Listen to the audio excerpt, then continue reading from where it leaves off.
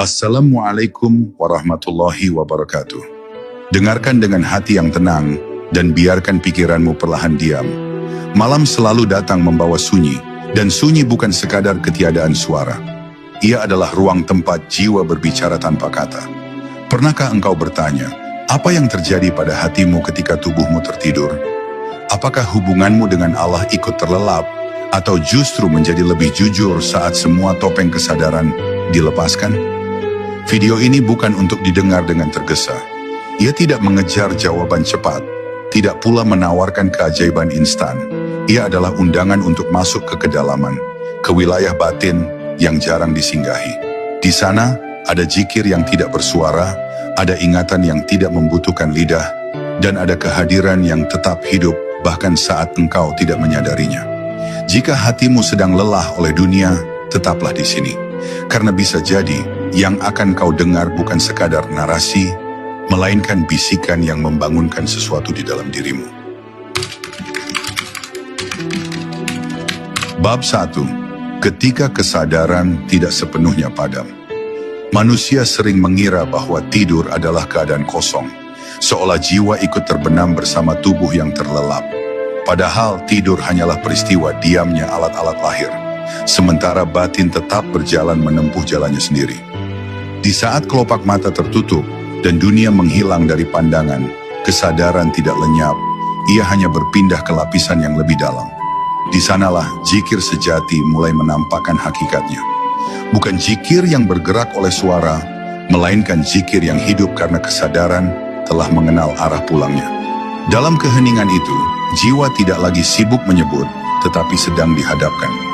Ada zikir yang mati ketika lisan berhenti, dan ada zikir yang tidak pernah mengenal kata berhenti. Zikir jenis kedua ini bukan hasil paksaan, bukan pula buah dari hitungan yang panjang, melainkan akibat dari hati yang telah lama dilatih untuk tunduk. Ia seperti api kecil yang terus menyala, bahkan ketika angin kesadaran padam. Ketika tubuh tertidur, zikir itu tidak ikut terlelap sebab ia tidak bertempat di tubuh.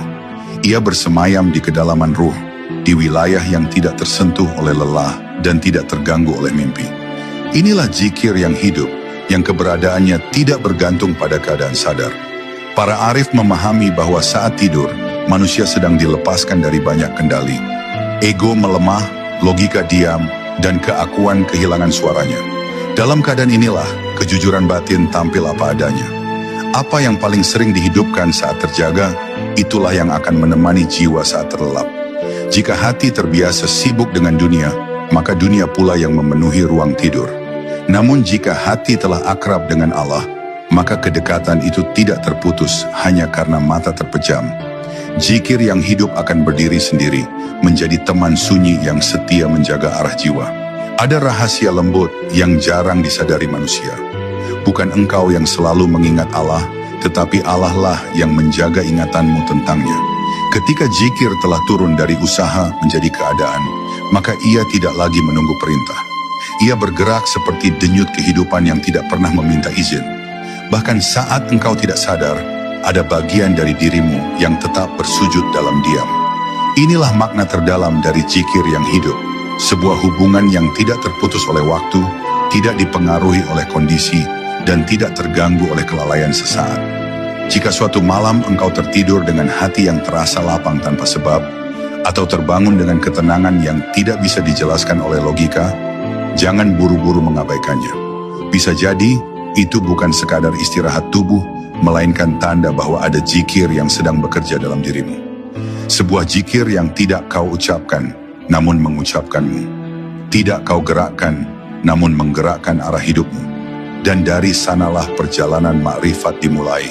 Saat engkau menyadari bahwa hubungan dengan Allah tidak terhenti ketika tubuh terlelap, justru semakin jujur ketika semua topeng kesadaran ditanggalkan.